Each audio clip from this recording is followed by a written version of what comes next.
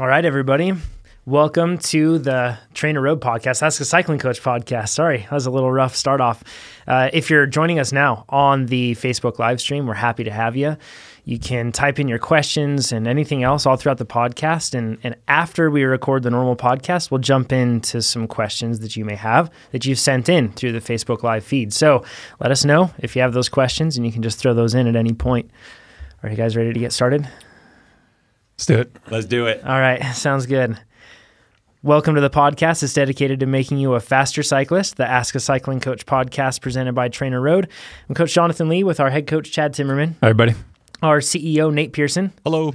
And we are going to answer more of your cycling and triathlon-related questions today. A decent amount of triathlon-related ones today, actually. So, boom. Good stuff for the triathletes. Before we do that, we have our typical run-through of a few things that we want to cover. First, we are going to be having an athlete panel. It's going to be awesome with the pros during Cyclocross Nationals. So, here at TrainerRoad HQ, if you are here for Cross Nats, What if you're not here? You can tune in live. We're going to live stream it. It's going to be pretty awesome. So if you are here in person, it's going to be a ton of fun. We'll have some light drinks and refreshments. You'll get to mingle and chat with the pros too. It'll be pretty cool. So can we take Facebook Live questions and ask the pros? Yes, we can.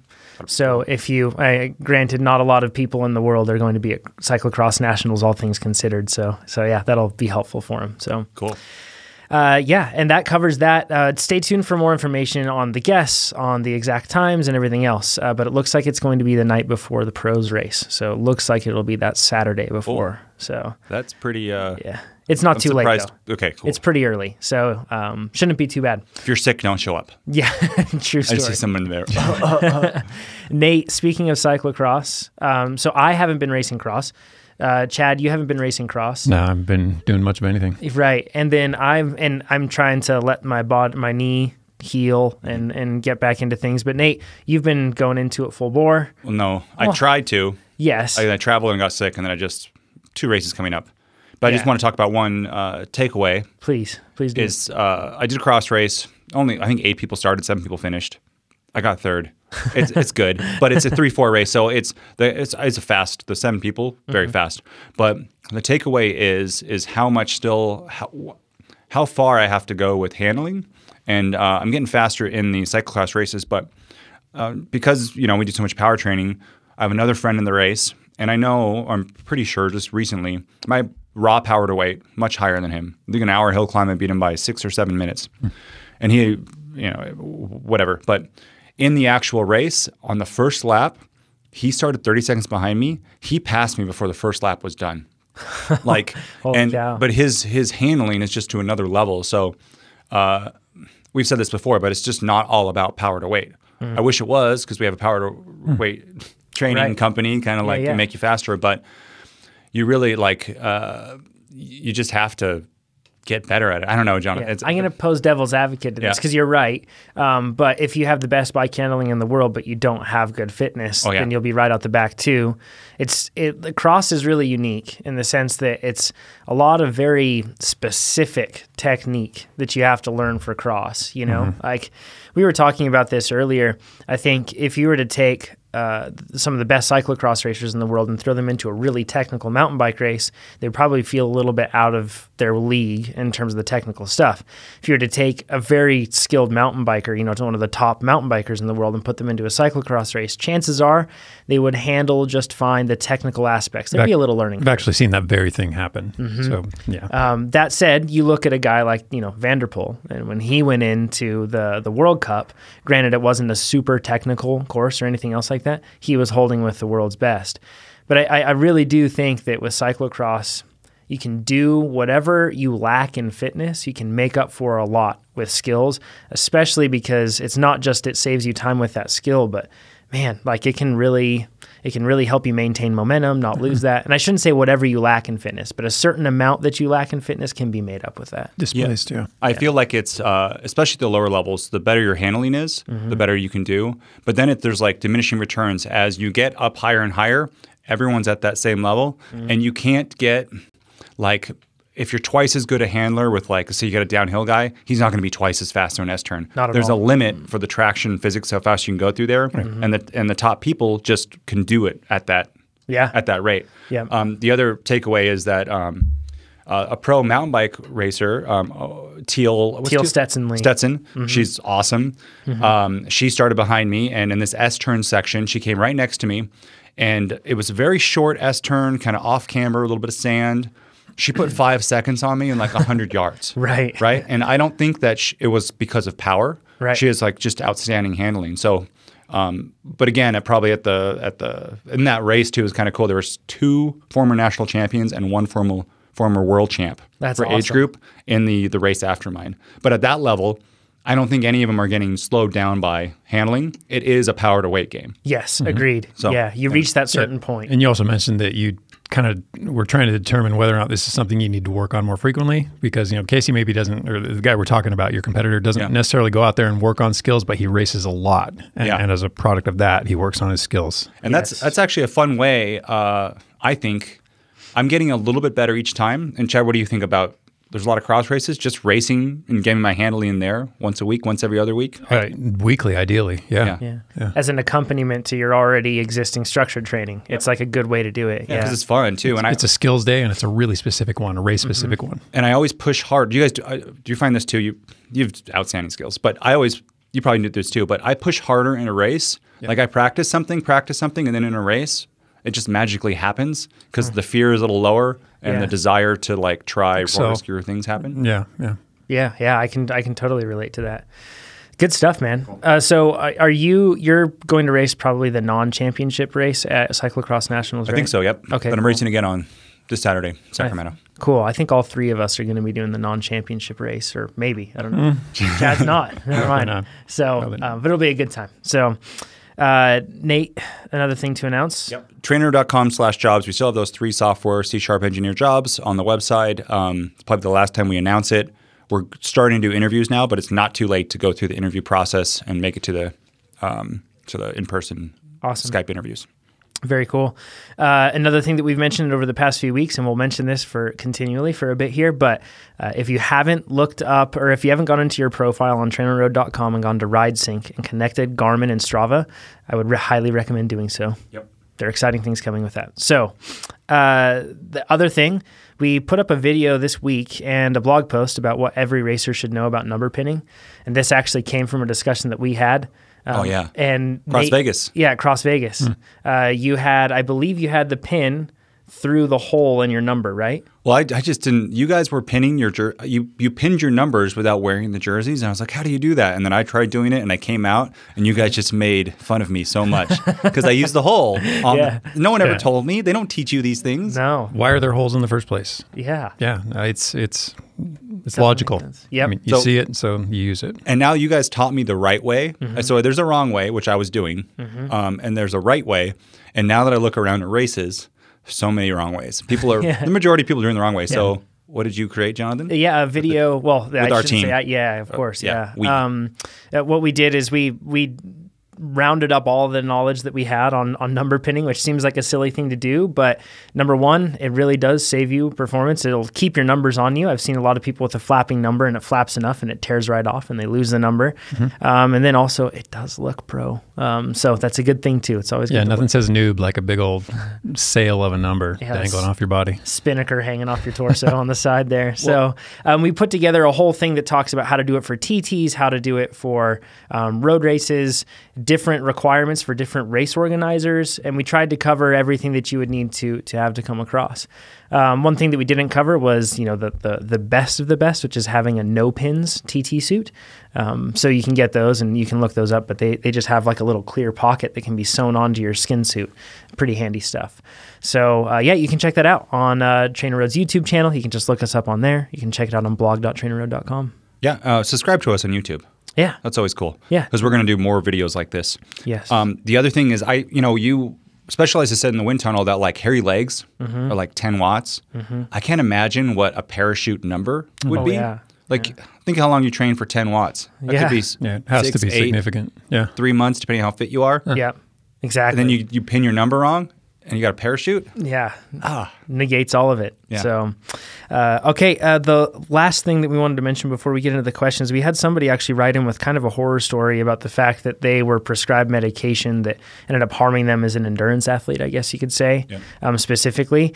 So rather than getting into the specifics, because clearly these are individual things for each person and everything else, we do want to remind people, especially because everybody seems to be getting sick around this time of year, in the Northern Hemisphere at least, is whenever you're working with your doctor on getting something, make sure that they know that you're an endurance athlete. It makes you feel like a special snowflake, but then also hopefully gives your doctor an idea of certain restrictions that he should put into place. He or she. He or she, correct. Cool. So we have that in place. Let's get into the questions. Let's go straight into Ed's. And this is actually less of a question, more of a testimonial that I thought brought out a really interesting point about training, racing, performance, the whole thing. So it says, I just want to say first that I absolutely love TrainerRoad's workouts. Thanks, Coach Chad, for delivering never-ending painful workouts. I've been doing long course triathlons for 5 years, and that was the start of my racing career. No training whatsoever prior to that. I'm 46 years old and the most fit of my life. I initially started the Sweet Spot Base mid-volume 1 and 2 plans. So that's our base plans that you have in there. And now I'm midway through the full distance triathlon build high volume. That's the second phase of training that we prescribe as a progression. In my riding group of guys and girls, roadies and triathletes, I was towards the middle of the pack on the flats and maybe mid-pack on the climbs. I could hang with them, however, I had to work hard to do so. I have probably the lowest FTP of the group before TrainerRoad, and even now, it's at 240 watts and I weigh 159 pounds. But here's what I discovered and why I think it's important to remind listeners that there's much more than just chasing high FTP numbers. I recently went out with the guys on a 6-hour ride, started as a usual pretty fast pace, each of us trading off for the leading group. Jonathan recently said on a podcast that when your fitness is so high compared to others that it becomes fun on a group ride, and I agree now. The importance to my story here is strength and endurance. After completing 2 Sweet Spot base plans, I now have tremendous ability to ride at a high percentage of my FTP, where I was not able to do that before. After each hill climb, I would wait at the top for everyone to catch up. After long stretches on the flats, I would find myself a mile ahead of the group. My plan was to pick a normalized power goal and stick to that to simulate a race day effort. But by the end of the ride, I was pulling the whole pack for the last 2 hours while they continued to ask me to slow down. This was fun at the end of the 6 hours. I was tired, but not so worn out at all like I was before TrainerRoad and Sweet Spot training. So he says, I've not seen huge FTP gains, but I have realized huge gains in my ability to hold a high wattage for a long time. I don't fade anymore compared to my friends, thanks to all of you at TrainerRoad, and I love the podcast. Keep up the great work, and especially to Coach Chad for giving me the tools to make the gains I was searching for. Pretty cool stuff. And man, this resonates, I think, with a lot of people, hopefully, that are listening to this. We hear a lot of you kind of writing in and saying like, what the heck, I'm at 2 watts per kilogram, or I can't break past 200 watts, or I can't break past 150 watts, or whatever else it might be. And a lot of the time we talk about our own power numbers or exceptional power numbers that are high up, and it can cause people to feel discouraged or want to chase those high numbers. But there is more to it. When it comes to performance, there's more to it, and that's the goal. Yeah. First off, I try to dissuade people from getting so myopic that all they see is FTP and strength to weight, and they just always reduce it to numbers, because we're always, the governing principle or what we're always after is performance improvement. And that can come in a lot of ways. And yeah, FTP improvement, pretty much helps across the board, but it's not the only measure of improvement or success. And it's so dependent on what kind of cyclist you are. Yeah. I remember when I first started actually doing your classes back like 10 years ago or something. Yeah. I could go out with my power tab and I could do 15-minute intervals at 280 watts. And I was really good for really short stuff, like that and less. And I would do my first 3-hour ride, and it just like floored me. I'd like fall over. And I was supposed to be a triathlete, right? So a 3-hour ride should be pretty easy. Right. But the idea too, what we get from Ed on this question is that, let's say his FTP went up 10 watts, but the ability to hold a high percentage of that FTP for a long time in triathlon, that is what's key. In a lot of road racing too. Criteriums even. So, and that's largely what Sweet Spot's about, is improving that muscle endurance. So we may not be targeting FTP improvements. They may come as a probably as a response to the other training, not so much the sweet spot, but perhaps a little bit from the sweet spot. But sweet spot is largely dedicated to improving your muscle endurance. That's what he says, your strength endurance, holding a high percentage of FTP, not exceeding it, but staying there for a long time. And like you said, Nate, it depends on the type of athlete you are, because there are mountain bikers or cross riders or maybe a track cyclist or anybody else or a crit racer that's really looking for, okay, now I'm getting to the point in my training where I can repeat those whatever X amount of wattage for X amount of time, and I can repeat them for a long period of time. But sweet spot and the muscle endurance that comes with it is a fundamental type of fitness. If you don't have that, you really don't have much to build on. Yes. Yep. So like we've talked about this before, but in the specialty phase of, I'm going to talk about cyclocross compared to cyclocross season, if you can do a 1 minute effort 3 more times, like that's the difference between like huge placements and cross. And that might not actually, you might not for your 20-minute test put more power out, but being able to repeat that multiple times during a race, that's a very big win. So kind of the point of this whole question is there's more to fitness than just your power to weight ratio. It goes back to the other, I mean, obviously too, there's handling. Not in triathlon. I've never been slowed down maybe once on a descent, but in triathlon, but not very commonly. Not very common, yeah. Yeah. So this is something that's pretty cool. I think that a lot of us should keep this in mind. I do think that, like you said, Chad, I mean, if you are raising your FTP, chances are you'll see benefits across the board, especially if you're following a structured plan that's specific to the type of racing you're doing, because then you're going to be building the type of fitness you need. But man, there's more to it, and learning how to exploit it on race day is a whole different matter. Everything else. So good on you, Ed. One more thing I'm going to say, other than you. Although we have like higher FTPs, we're bigger people too. So if you're 159 pounds, don't expect you're going to have a massive FTP. FTP, yeah, exactly. I mean, you could. It's just going to take massive amounts of training and years, like to get there. Yep, absolutely. I always dream of seeing something north of 350 watts, and that won't happen for me. I'm way too tiny. Like Pro Tour, right? Oh, I mean, it'd be close to that. Yeah, right. 140 pounds. Yeah, that'd be awesome.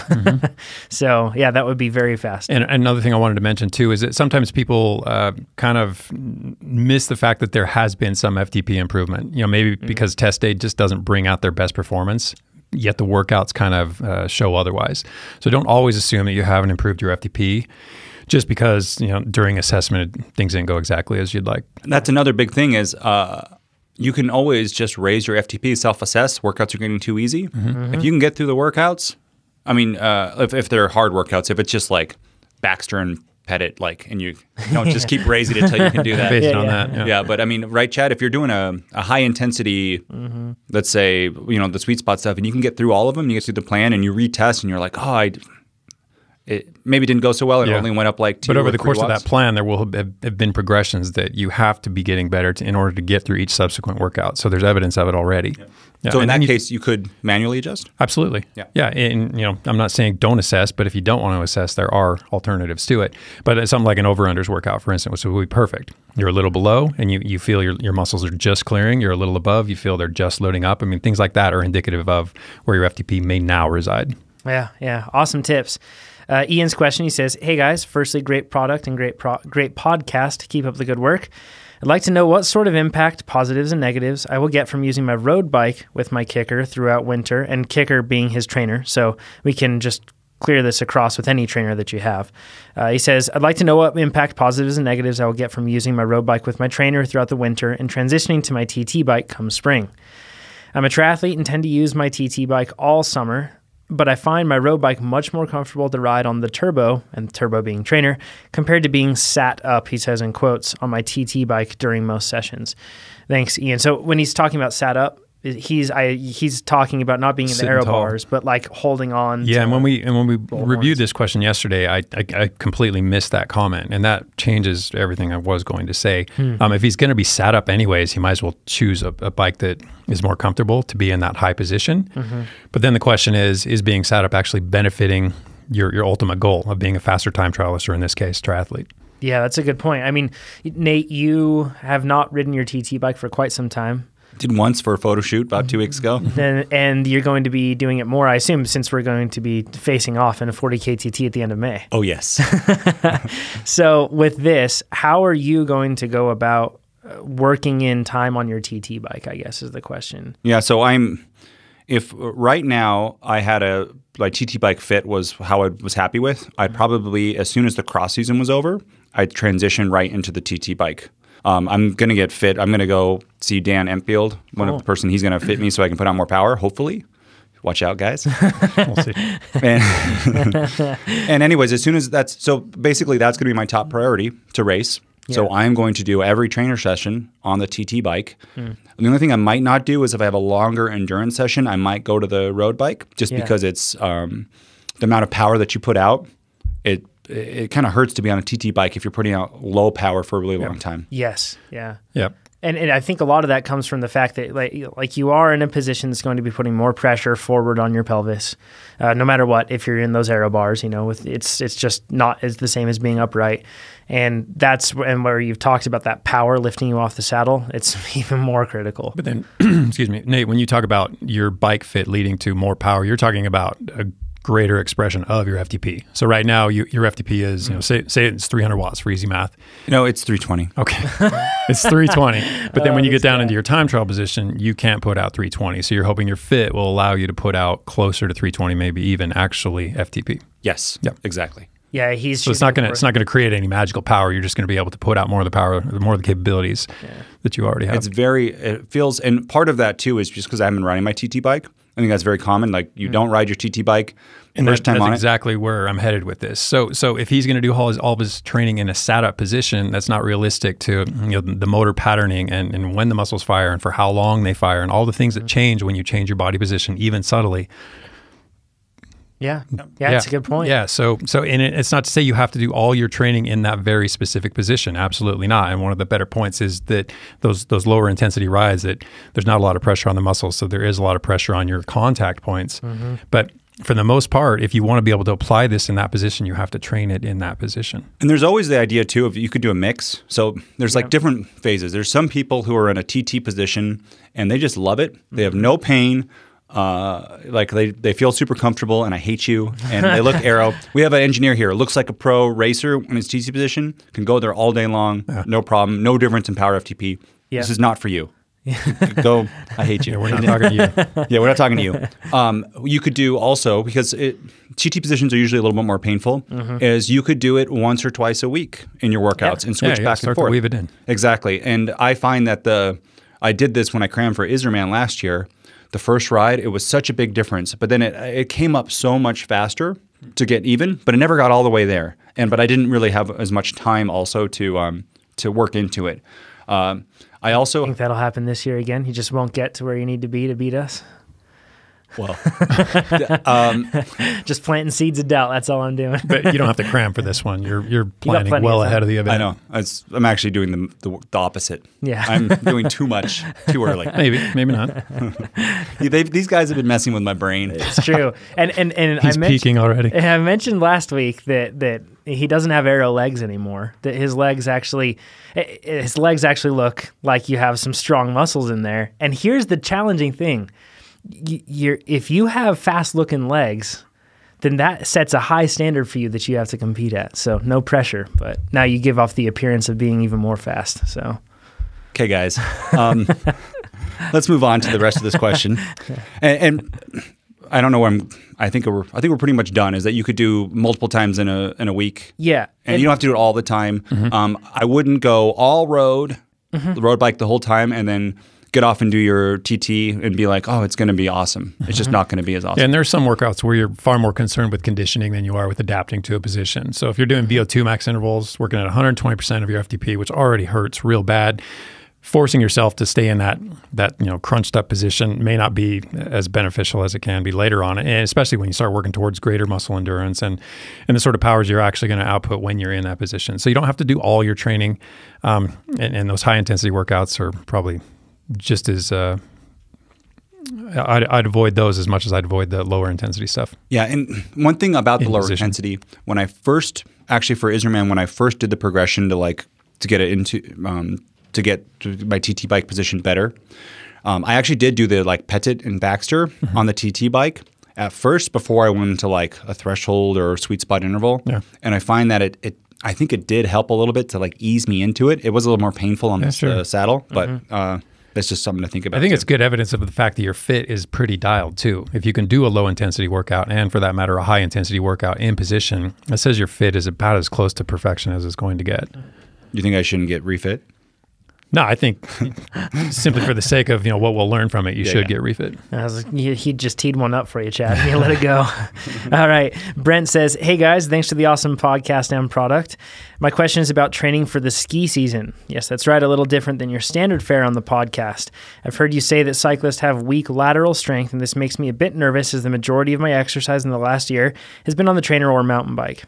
I've also worked in core training and some other resistance work based on Matt Fitzgerald's recommendations on your recent blog post. However, as someone who tore an ACL a few years back, I want to be as strong as possible to prevent injury. Any specific recommendations? Thanks much, Brent." Before we jump into this really quick, I just want to point out the fact that he said that he does ride mountain bikes as well. And mountain biking is less just, unidimensional, if that's even a word, but it's a bit more dynamic in the sense that if you're riding technical terrain or anything else like that, but it's still you're not exactly a well-rounded athlete in that respect for skiing and other things like that. So yeah, no, it is. I do a lot of skiing every year, mostly backcountry skiing, and we talked about this beforehand, and the trade-offs or the benefits that I see across the board. I don't feel anytime the first 3-4 days of me going up skiing, I feel like I'm a total noob going downhill again because my legs are just burning. It's a different way to work your muscles, especially laterally speaking. It really works that a lot immediately. That said, I do see some aerobic crossover, but yeah, Chad, for sure. In your case, backcountry, you're out there hiking. You hike 30 minutes for a 5-minute run? Yeah. Sort of thing. I don't know what the ratio is, but it's not particularly friendly. It is in terms of the aerobic benefit because you're doing quite a lot of what's effectively base training, base conditioning. Yep. So from that perspective, backcountry, whether it's downhill or Nordic, I think it's an excellent form of cross training. Mm-hmm. We've mentioned this before, but the biggest issue with cyclists when they get into off season, they do another sport, especially if it has lateral movement, is you have a really high fitness level and you have a high aerobic engine, but then everything else isn't there. Yeah. And then you do something horrible to yourself. Running is very common. Yeah, for sure. But for me, I used to play a lot of basketball when I was younger. I'm horrible at it, but it was fun. Yeah. And I've always wanted to join, off season, maybe join a city league, right? And then play there. But the lateral movement in there with the impact on the joints, it's like I would have to ease into it, right? And or else I could really hurt myself because we're really that's a hard thing to do in a competitive environment. Yep. We're really good going forward, but side to side in basketball is you just see me with Bambi legs just crumpled. So I think the reason too we brought this up is there's a few reasons, but one is don't jump into something full bore. Know your fitness is high, but the rest of your body isn't ready for it. Yeah. One thing that we like is bands around the legs for lateral movement. Yeah, and you're talking about a semi-squatted or squatted, lateral side steps. Or sidestepping or, clams, side lying stuff. But either way, stuff that helps you move in that different plane of movement. Mm-hmm. Yeah. Anything else that you think that for... even sideways step-ups or transverse step-ups where you kind of face this direction and step perpendicular up onto a box, anything that challenges your hip stabilizers in a manner that, is something different than the bike, which really doesn't do a whole lot for something that stability. I've seen people do, and I've done this as well, but you have to be careful with it because it can be a little harsh coming in, but it's just standard plyometric stuff that you're doing that's working with a lot of lateral jumping and that sort of a thing instead of just vertical. I like that in terms of bone density. Strength training, plyometrics, anything with more impact, which is just about anything than you experience on the bike. And that's another concern. Typically, cyclists suffer from osteopenia, osteoporosis. Different levels of bone mineral density. Yeah. So, cross-training from that perspective alone is worthwhile. Yeah. And Jonathan, you like cross-training because it gives you a refresh? Yeah, psychological refresh even more than the physical one. Talk about that. Yeah, I feel like it's really, for me, when I am doing something, for example, training and racing on my bicycle, I'm very much dominated by that psychologically, right? I'm very focused on that. And I'm pretty hard on myself with that too, and I'll find that I'll get into situations where I just... if I have bad results and everything else, or if I don't finish off the year strong, I really need that refresh. But even if I do finish it off strong, I find that that my enthusiasm for coming back on the bike and training hard and getting up every day and wanting to train rather than training because I have to, that happens once I have spent some time away in the off season. So it's full on off bike. Like I don't want to be spinning my legs in circles on a bicycle, right? I want to be doing some other things that kind of pull me away from that so then I can get back into it with way more enthusiasm. And it happens every time. Whether we recognize it or not, we dedicate a lot of who we are, a lot of our resources to endurance sports. I mean, it's just how it goes. It requires that. So to take a break from it every now and again is a absolute recommendation. But during that time, you keep your TrainerRoad subscription active, right? Yeah, of course I do. Yeah. Okay, great. Thanks, guys. The one thing I want to say is that for me, I felt like a really good switching cycling disciplines has been so like for me refreshing, and you've actually brought me into this, is going to mountain biking and then the cross and then the TT and then the road and then doing longer stuff, is I find that like, so cyclocross season's almost done, but I have mountain bike season coming up. Yeah. Then I have the 40K TT, right? And then we're going to have some like Leadville stuff. And it's a recommendation to people that if you're feeling a little burnt, there's off-season stuff too, but just switching into another discipline is so much fun because one, you get the fitness transfer, like, which is, so you can probably do better than you would if you would start off. And there's also, each discipline has their own unique challenges. Road racing has tactics and different amounts of how long to put a power output. Cross, handling, we just talked about. Mountain bike even more so. The TT, the position on that, and be able to just hold a really high FTP. Yeah. And then I can't wait. Like, so we do the TT challenge, and I get really good at holding hour power for a long time. And then we're going to do Leadville, which is 8 hours, but it will transfer over to be able to have, like, my FTP will raise a lot, and I'm just going to work on holding a high percentage of that, like the last question. It's a highly varied sport, but there's so much overlap between all the disciplines that if you're fit for one thing, chances are you're going to be pretty fit or very fit for another. It's so pretty much just buy more bikes. Right? There we are. Yeah. And honestly, a lot of people don't need, like I said, that little psychological break from it. A lot of people, I think, don't need that. And that's a really good way to do it, especially with fat bikes and everything else. There is genuinely a bike for every season, every weather condition, every whatever else. There are race seasons year round now. Well, and it all depends how you approach your season too. I mean, if you're hitting the training really consistently, taxing yourself in a number of ways often throughout the year, taking a break is going to be more relevant than someone who trains a couple times a week and does the occasional bike race. I find I get the breaks automatic with either a business trip or a sickness, injury. But sickness, not so much, but maybe vacation, where you say, I'm not going to do any bike training here, and you have a week off and you don't do anything, or it just gets built in. So I don't really need it in December or November because it's already been through the year. Yeah. I'm going to speak specifically just to the training aspect of skiing really quick on this one for you, Brent. We have a lot of academies in this region for top skiers, and I used to race GS and Super G and some slalom too back in the day. They do use the bike pretty regularly, but they use that as just basically an aerobic conditioning thing. They will do some like strength workouts on a bike that are very short and hard efforts, usually on like a spin bike type of a thing. But they do a lot of heavy lifting, trying to isolate specific muscles and then building that more dynamically as the season goes on. Skiers are big CrossFitters, especially when you get into downhill stuff. So in terms of training for it, you having that aerobic fitness coming in will pay off and will serve a benefit. But don't be surprised if your legs, because you might think that your legs are awesome because you ride a bike all day, don't be surprised if your legs feel a bit noodly on the first few days. That happens, and with time it'll get better. And then once you get back onto the bike, or as you spend more time on the bike, don't expect the benefits in terms of the leg strength from skiing to just directly transfer over. Yeah, it's pretty different stress. Yeah, there will be aerobic benefit though. So cool. Tim's question, he says, I'm a new user to the TrainerRoad program. I'm following the high volume sweet spot base plan and like the structure and rigor around my workouts. Good to hear. My only problem now is that I find myself skipping outdoor rides because I'm uncertain how to replicate the workout sufficiently in an outdoor setting. With more specific build work coming, how should I know when it's okay to ride outside, and how do I adjust workouts for outdoor riding to get the same or similar benefits, either riding in a group or solo? So there's two. One, it's perfectly fine to ride outside, right?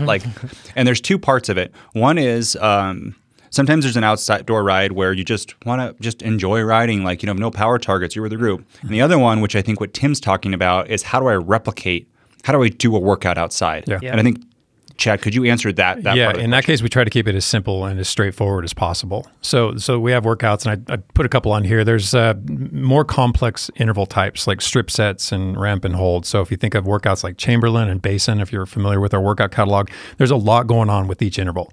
First, you're here for a minute, then you're here for 3 minutes, then you're here for 4 minutes, or it just ramps up, and there's a lot of detail to it. Obviously, this is not going to have the best carryover to an outdoor workout. So save the really specific detailed stuff for indoors if at all possible. But that leaves a whole lot that you can do outdoors. Mm-hmm. I mean, even as complex as over-unders, where you're changing quite a lot, but you're hovering really close to a pretty stable power output, or a little above, a little below. That's one that would work. Mm-hmm. VO2 max intervals, where for a short period of time, 2 or 3 minutes, you're at a really high output. Those would work. Sweet spot, aerobic endurance, the longer, slower, steadier stuff, all of that would work. Yeah. I've even found that if you're doing, like, if you have, you're really working on building your like peak power output or something else with like short sets of microbursts, and you have a lonely road without traffic or interruptions, you can do that sort of a thing. But my rule of thumb is, if I'm going outside, do something with less complexity. Yeah, I mean, you can make anything work. It's just it's just a matter of the quality of the workout. Yeah. Mm-hmm. The other tips I'd say is don't stress if it's not exactly, because indoor training, sometimes it's a 3-minute rest interval, but you're descending down a hill and you can't. It takes either more time or less time than 3 minutes. Yeah. Like, if it's not perfect, don't worry. I would always apply just the 90% rule. If you can get it 90% of the way there, 90% correct, then you're perfect. Well, not perfect, but as close to perfect as you need to be. I think it's worth saying, and I think that we all know this, if we really want the most out of every workout, it makes sense to do it in the environment in which we can replicate it closest to prescribed, right? Like that's why indoor training is so effective for that, because you don't have those variables. Yeah, because we're very intent on conditioning, and it's so much easier to target those specific things in a really controlled environment. You mentioned riding solo or in a group, and there are some stuff too that like you can kind of naturally utilize and almost covertly utilize sometimes within a group and still accomplish your goals. Like you were mentioning over-unders. If you're in a pace line or anything else like that, a lot of the time, if you were to look at those efforts, probably pretty close to over-unders. The difficulty is trying to hit a precise target there, because that's decided by the group. Yeah, in which case, don't worry about that exact precision. Just know that when you get to the front or you take your turn in the wind, that you're working a little harder and your muscles are starting to load up. There's your over segment. Then you duck back in, you let them clear off, and you hit it again. Or in the case of, like a fast-paced group ride, if you get up to the front, the field's already moving quickly, or the group's already moving quickly, it's going to take you 10, 15, 20% over threshold just to be in front of that group and keep the pace up. So there's your VO2 max work. I mean, it's not that hard to find. Yeah, climbs as well. You can move to the front on a climb or anything else like that, or you can try to sag climb something. If you're in the back, then say, okay, you get to a climb. Okay, I'm going to get up to the front on this climb, that sort of a thing. You can utilize those features to kind of like make natural intervals, so to speak. But that said, don't be that guy.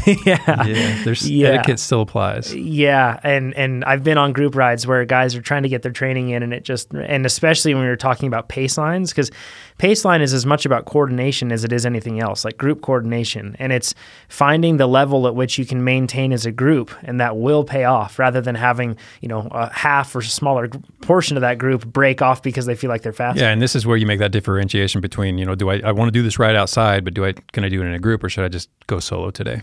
I can just imagine, like, you have your pace line for your team, you got 5 guys, everyone's doing like 10-second pulls. You get to the front, like, it's my VO2 max interval. Exactly. I'm going 3 minutes, and you like speed up the pace. Blow everybody up. Yeah, and you go for 3 minutes, and then you get like kicked off. And like, guys, slow down. I got to get back on. Yeah. Like exactly. Yeah. That's not what you do. No.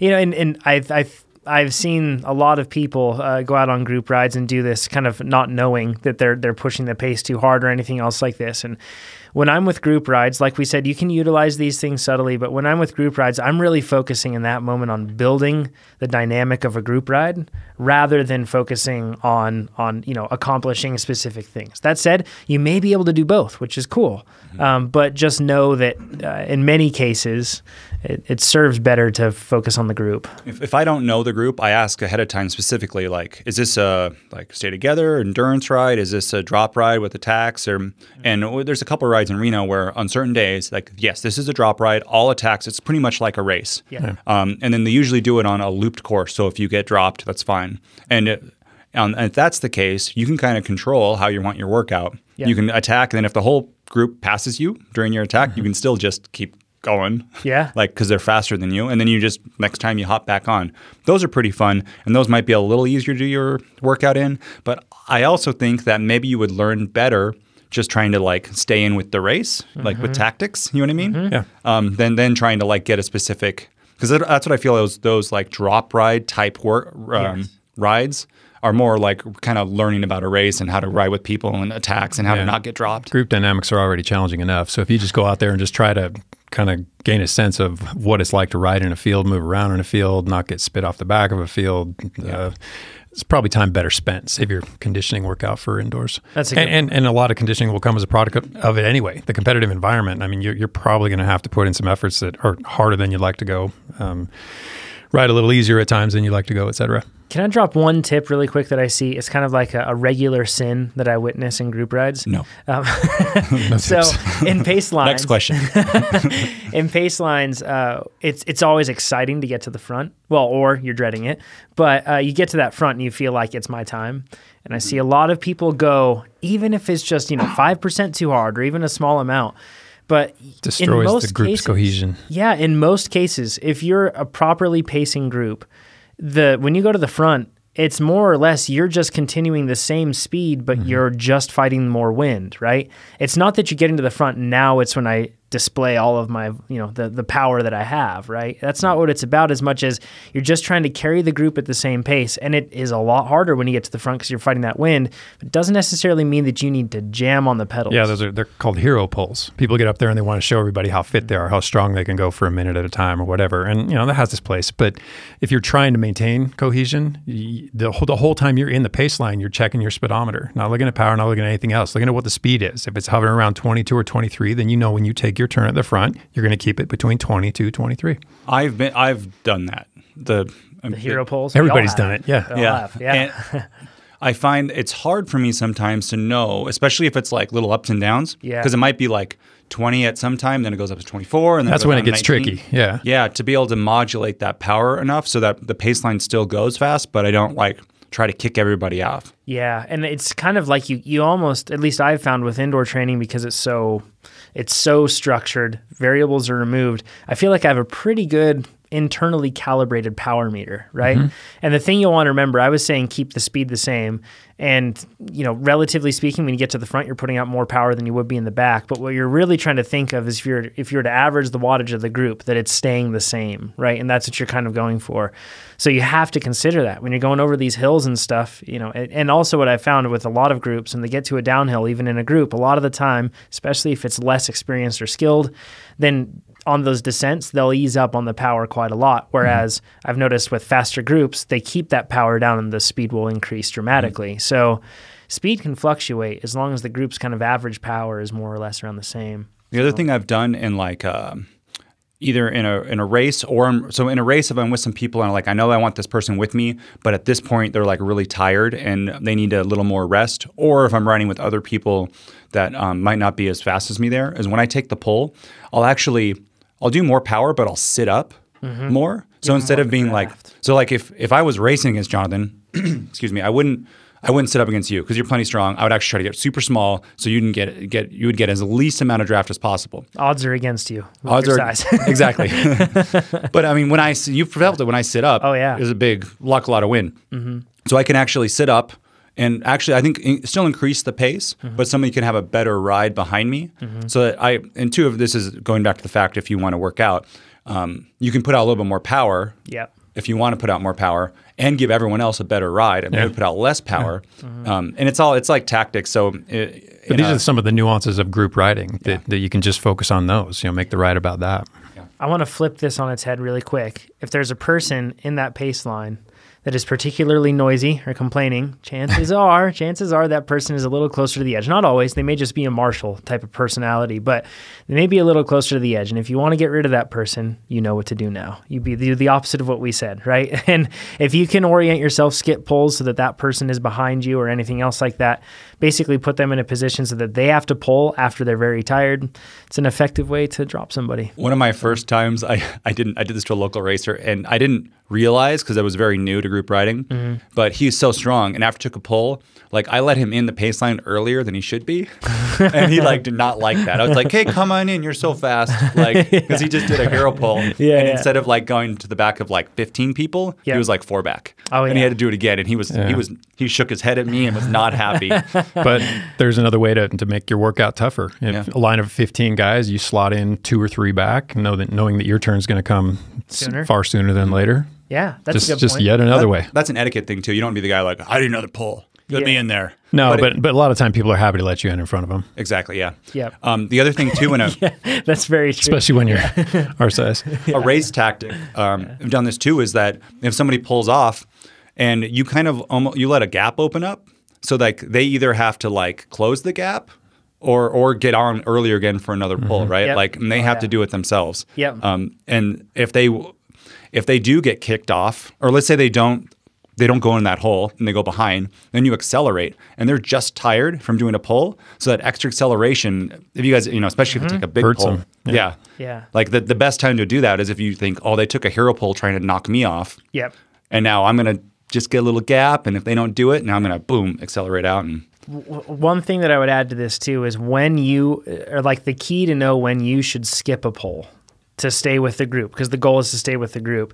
And I'm sure when you're when you're in that pace line, you think skipping a pull sounds nice. And if it's really hard every time you're looking at going to the front, you're thinking skipping sounds a whole lot better.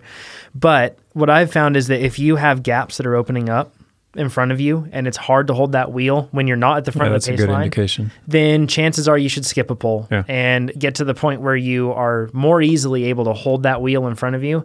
Because if you can't hold it and you're halfway back, then you're going to get to the front, and chances are you could also screw up the group a little bit too, which, hey, I mean, if you don't care about that, that's one thing. But what I've found is that if I can hardly hold that wheel, when I get to when I don't want to be at the front trying to pull these guys because I know I'm not as strong as the rest of them. Yeah, there's nothing wrong with skipping turns if it's a necessity. I mean, or strategy. Certainly apply it as a strategy. What's the proper way to skip a pull? What I've found is to flick somebody in. Yeah, and honestly, it's probably best for you to stay at the back and to stay there. And then when people come back in, you just let that person slot in front of you rather than getting further into the pace line, a few riders up. Yeah, people who are paying attention, the subtle signs, it's easy to pick up on. You know the guy in front, the speed's at 24 miles per hour, and then this guy takes a pull and it goes down to 22. You're not expecting much of that rider from that point forward. There are a lot of indications that someone's fallen apart. I've seen it too. This is a non-race situation where someone still goes through the pace line, but then when it's their turn, instead of taking a 30-second, it's just short pull. 2 or 3 seconds, and they pull off, and the next person goes. Keeps the pace line very smooth. Again, and that's a way to keep you in it, or it's also a strategy you can employ to kind of preserve yourself a bit. Or to make yourself unpopular. Too. Yeah, sure. What about in a race situation? Because you wouldn't want to be on the back, right? Oh, it depends. I mean, if you're trying to, if you are worried you can't take a pull, or you're losing that wheel in front of you, if that's the case, chances are you're not going to be able to react to a winning move or anything else like that, right? So in that situation, it's best to swallow pride and to sit back and to rest as much as you can so that you can actually stick with the group and hopefully at some point recover. I mean, that's happened to me countless times where I think it's also a matter of what's taking place in the race too. I mean, with 50 miles to go versus 5 miles to go, dynamics change, strategies change. And I know that I have felt this so many times. I'm sure you have, Chad and Nate as well, where I'm in a race and I feel like the end is very near. Like I'm going to blow up, right? Yeah. But then at the end of the race, it ends up turning out great, right? So I always try to maintain that perspective. And a good way to do that is to say, it's cool. I'm not going to take that pull. I'm going to sit this round out and I'm just going to let people file in front of me, but then I'll get back in later. It's happened both ways. You think the end is near and then its end is near for everyone and the whole thing slows down like 20 seconds later. Yeah. Or I say end is near and I give up mentally. I get dropped, and then like it's the beginning of a climb or something, and they're the same distance away from me the entire climb. If I would have held on for 20 more seconds, I would have been in the group. Moral of that story is never give up. And I know it sounds cliche, but anytime you're hurting that bad, chances are everybody else is too. Oh yeah, 100%. I agree with that. Cool. Let's go into Rob's question. He says, "Hi, TrainerRoad. Winter is here, so it's back to base training. I've started the full-distance triathlon mid-volume plan as I used this volume and plan last season to successfully complete Ironman Santa Rosa." Congrats, man. And just completing a full Ironman event, coming from me, a cyclist and mountain biker, any athlete, it's hard. So gnarly. Yeah, it's rough. It says, I prefer to complete the long duration Saturday rides in my plan outdoors whenever the weather is nice. However, this winter I find myself completing these rides on my mountain bike on the local trails instead of my tri bike on the open road, simply because it's more fun and I like the mental recharge and release of mountain biking after a long week. It's also safer too. Like that's especially like in that region over there, if you're talking about weekend riding in Sonoma County. Oh yeah. It's pretty scary, man. Windy roads. Yeah. Steep downhills. Potholes. Yes. Potholes. Yeah. And forest fires. People that are wine tasting all over the place. So given the nature of mountain biking, it is virtually impossible to achieve the long, steady workload prescribed in the Saturday bike workouts. What effects will this have on the intended outcome of these training sessions? Should I still mix in some long, steady road rides? Or as long as my off-road rides are of similar duration, will I achieve the same progress? Keep up the great work. 5 stars on the podcast. I'll be a TrainerRoad subscriber for life. Nice. Thanks, Rob. Just one thing to warn is don't look at it simply in terms of duration. If you have a 3-hour indoor ride and you're going to go out and knock out a 3-hour outdoor ride, may not be the same thing, especially on ever-changing terrain like you usually encounter when you're on trails. So getting past that, you're looking for something specific. And with those long rides, excuse me, with those long rides, we're looking for a particular type of fatigue. We want to fatigue the fibers that are really hard to fatigue. And that comes with long, steady stress. And this is particularly relevant if you're an ultra distance athlete. You got to have that sometimes. Yeah, it doesn't mean you have to have it weekly, but every 10, 14 days, a ride like that is necessary. If you're going to be out there for 112 miles, which is going to be anywhere from 4.5 to 7 hours, depending, you have to be able to go long, and you have to stress the fibers that you'll rely upon in those situations. So that's why those rides are supremely important. If on a mountain bike ride you can't replicate those, then yeah, it's a concern. It's really tricky to replicate that. And I would think from all of my experience in that region too, a lot of old roads in that area. Mm-hmm. So what you get is, there's like something like railroad grade over at Mount Tam that's south of you, but like there are some roads that are pretty consistent that you could ride on the mountain bike, but it's really hard to find a consistent road or a consistent trail on a mountain bike that you can put out that steady effort. I mean, you're always you end up dealing with surges almost in every situation, you know. And if you can find something that's kind of gentle to where you can kind of tone down the uphills and kind of press it a bit on the level or slightly downhill places, it can be made to work. It's just not ideal. And one last thing. The biggest tip that I would have on this, I'm thinking in like San Luis Obispo, California, there's a railroad track that goes up a grade, and it is the most consistent pitch from top to bottom, and they have to do that for railroad tracks, right? So if you can find something that's like railroad tracks going up, like in San Luis Obispo, and then it's awesome descending coming down, that's great. But that's one way that you can try to kind of make sure that you find something somewhat consistent. But that sounds kind of like a drag. It is. I mean, it's not a whole lot different than sitting indoors and, doling out very even effort. If that's what you're going to do, why not ride the trainer anyways? Yeah, if you're looking for that psychological departure, that release as you describe it, maybe getting outdoors is the best thing for you. Yeah, that's the part that bike, yeah. The part that I get from this is he says the mental recharge and release. And you got to think about, he's got a long time for his next half Ironman. And if this allows him, by doing this mental recharge release, to stay consistent, just do it. It won't be as good as, the best would be to sit on your trainer, have no stop, just do all the way through in arrow position. Yeah, in terms of conditioning. Exactly. And then road riding, where that might be a little bit better, and then mountain biking after that. But if it's really I was talking to you guys, if you're not getting paid to do this, and let's say you end up in your half Ironman and your bike split is 90 seconds slower, is your life really going to be that different? Right? Yeah, maybe you experienced a higher level of satisfaction and happiness because you had that fun release that you had every weekend on the mountain considering the training to racing ratio, how much time we spend training relative to how much time we spend racing, you got to find ways to enjoy your training. It's a good point. Yep. It's a great point. And I like it too that, the part that I wouldn't do that is let's say you're racing two other guys in a 40K TT. Maybe you do want to be more specific. I was thinking you could just ride your fat bike every weekend. It'd be good. Fine. But even with us, when we're doing that, I'm still going to do mountain bike races. And I think you are too. Yes. Coming up in the early winter and early spring. And it probably would, not probably, if I could just do like a big 140 TSS workout inside, that's all like muscular endurance, that would probably make me faster for the 40K TT in aero position than doing like a highly up and down mountain bike race. But they're fun. So I'm going to do them. And that's why I train. And I talked about it before, different things for different events and different seasons. And keeps you engaged, keeps you consistent. Exactly. Yeah. One thing that I would add to this too, it's something that I do, especially because winter never seems to arrive here. So the trails are still rideable in our region. I do my trainer work in the morning. And then after that, in the afternoon, I'll get out for a ride, and it doesn't have to be very long. You have to watch your TSS with this because, once again, with mountain bike trails, it can be, pretty steep and rough. But I find that, if I do my training in the morning and then I take my dogs out for a ride, it limits me on making sure that I'm not pinning it everywhere, and because they're kind of tiny. So that's a great way for me, and I get that. For me, I get that psychological release. It doesn't have to be a really long ride, but that's just one situation. You can do your training and you can get out there and do it or enjoy the ride on a mountain bike, but just make sure you watch the TSS. The other thing I've thought about, and I don't know if I've mentioned it here, it's a highly controversial idea. Okay.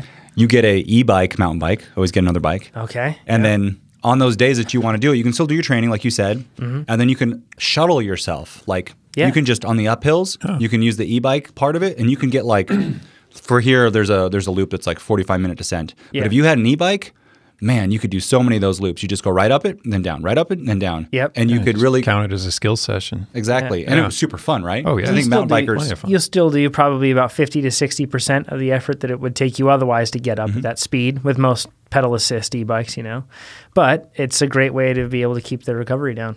Yeah, exactly. Chad's grinning over there. He wants an e-bike. I think it's actually... I'm not going to buy an e-bike, but I think it's a great idea. Can we share one?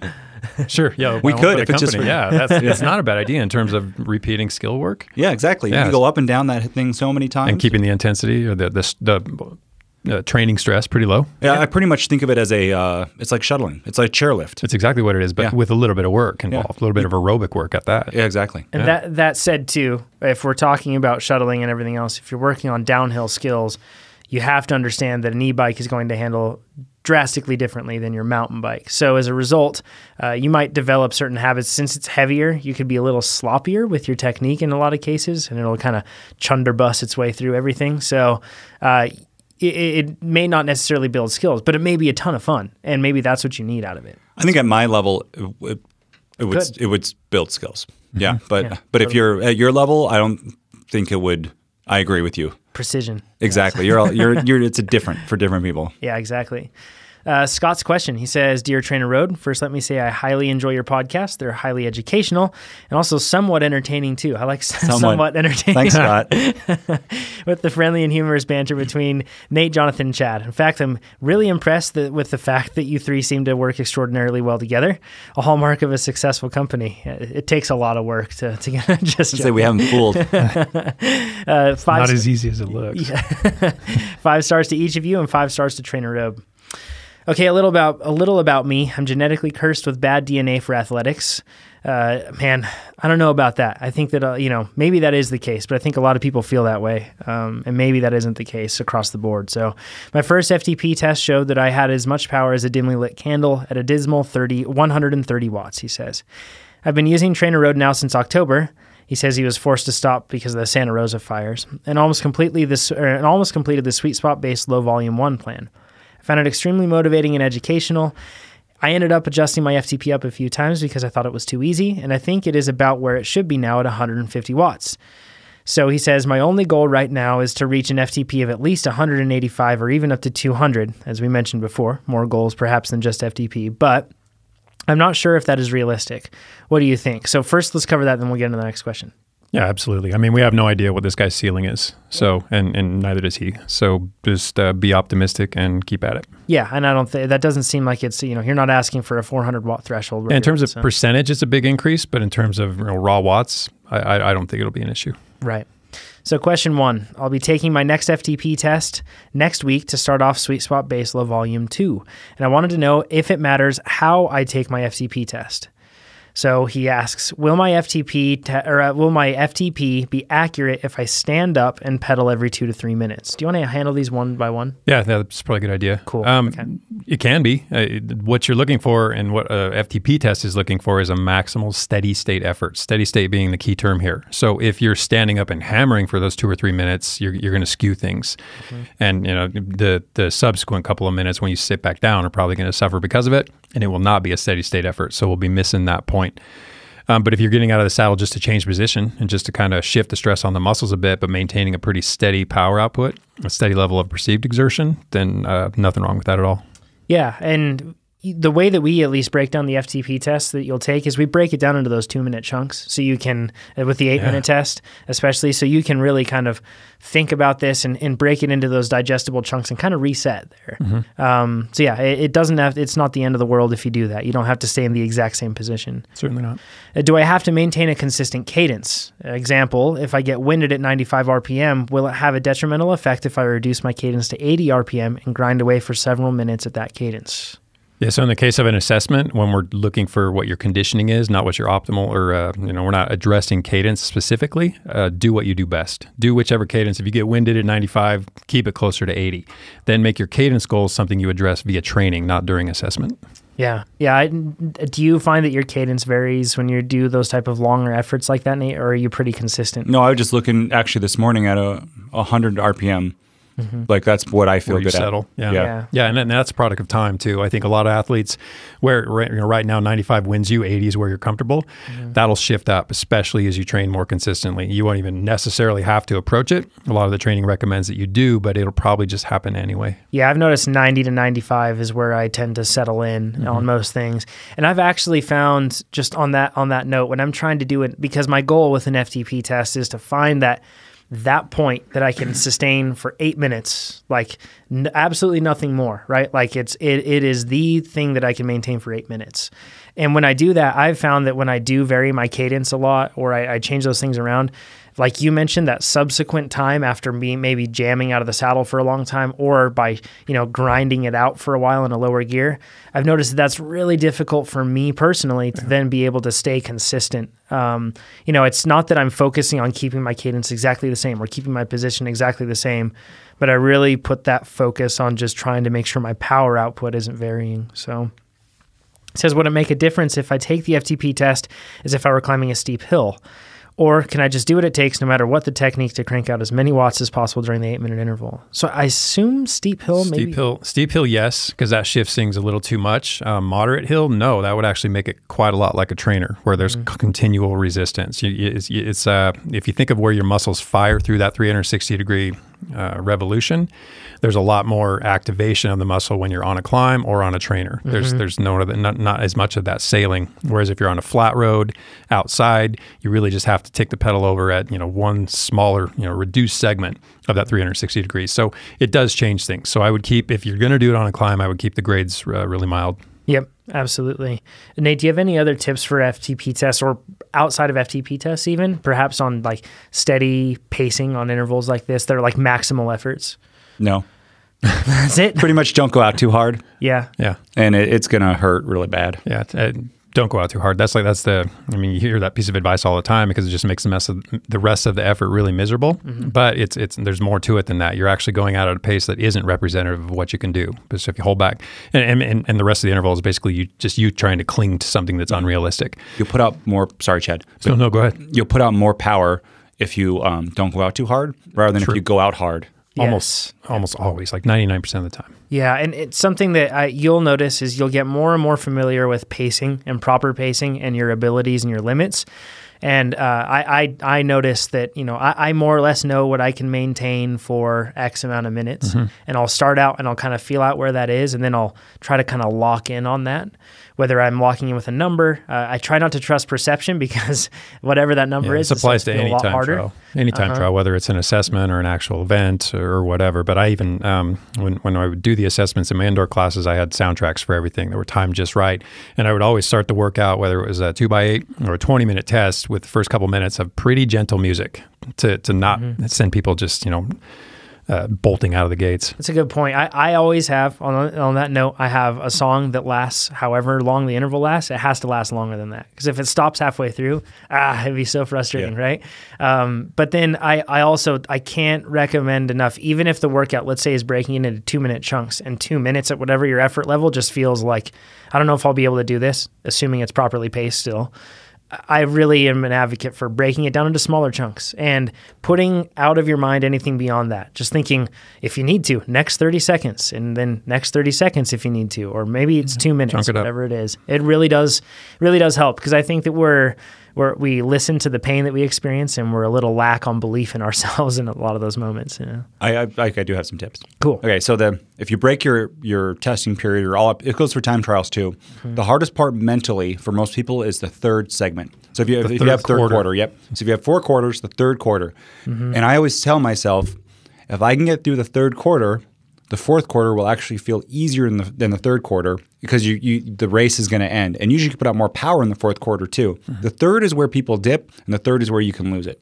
Right? Yep. Same thing for a time trial. So I think it's a make or break stretch. Exactly. Mm-hmm. And during that too, I try to say, can I just raise my target by 5 watts during this time? So I actually try to make it harder, and I say, this is the part where I'm not saving up for the fourth, because the fourth just magically gets easier because the end is coming. Mm-hmm. That third, I'm saying, this is the part where I'm going to dig deep and do it. Yep. The first one, I kind of go, it was pretty easy. Not relatively, right? Like still, you can still feel it. Second one, it's hard. That third, that's when you dig deep and you put it all out. And then the fourth just magically happens, and you end up with a good test or a good TT. Yeah, and I would add to that, when we're talking about the fourth, and Nate indicated this, but just explicitly, if it's a properly paced effort, that fourth one, you shouldn't be able to pick up the pace massively.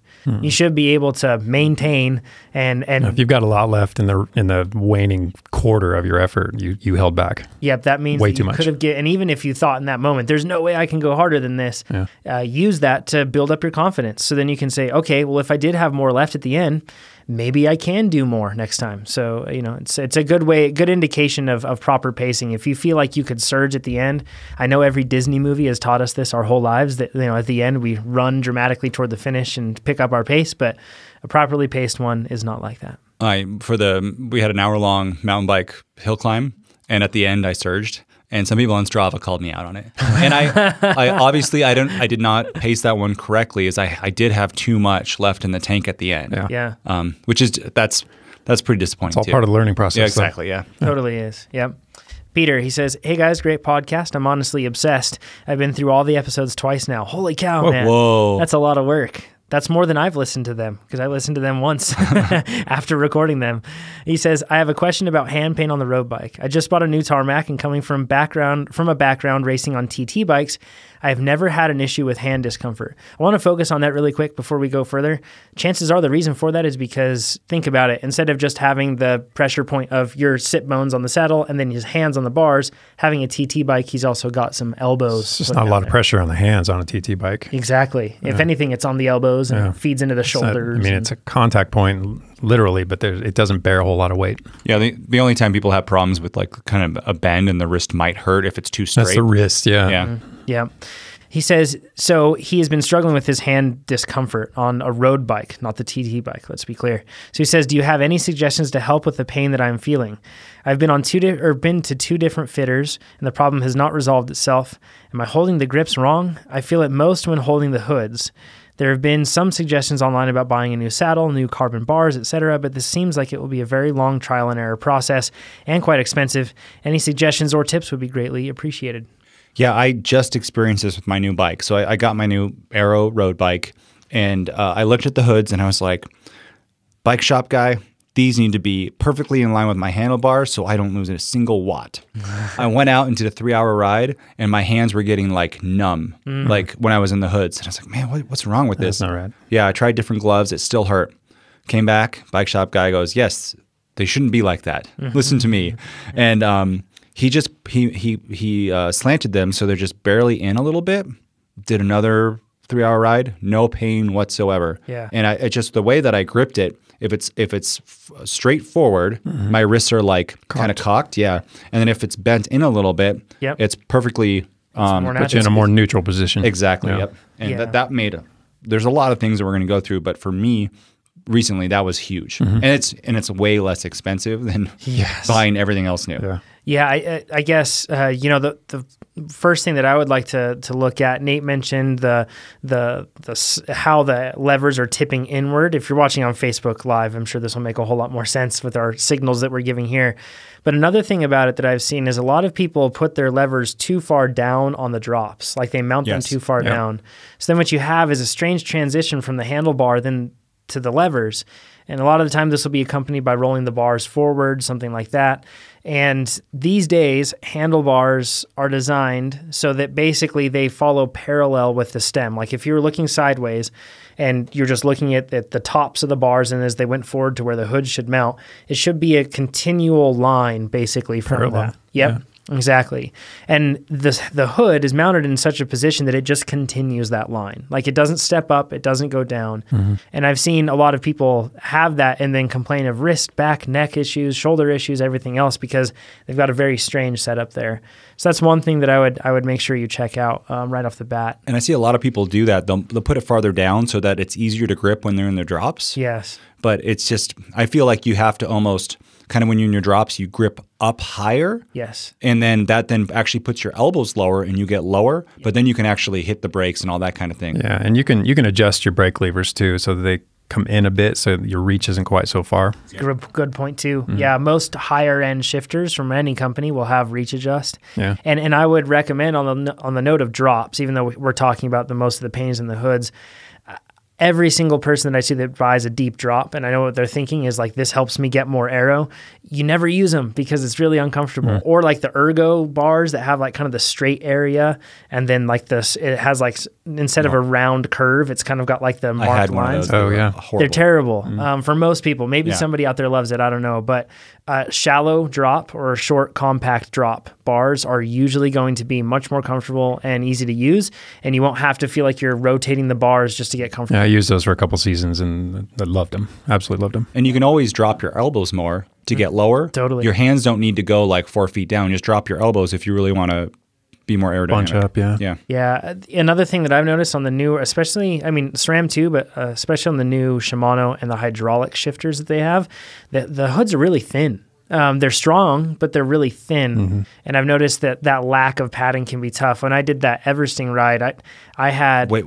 Yeah, should I tell you about it? What? I was on the Ultegra Di2 shifters and same bars that I had on my bike, but it was a different bike, but same bars, but just the Di2 shifters. And actually this whole portion, so like the lateral, the outside portion of my hand, the 2 fingers down, it was completely numb for like 2 weeks. And I had numbness in my fingers.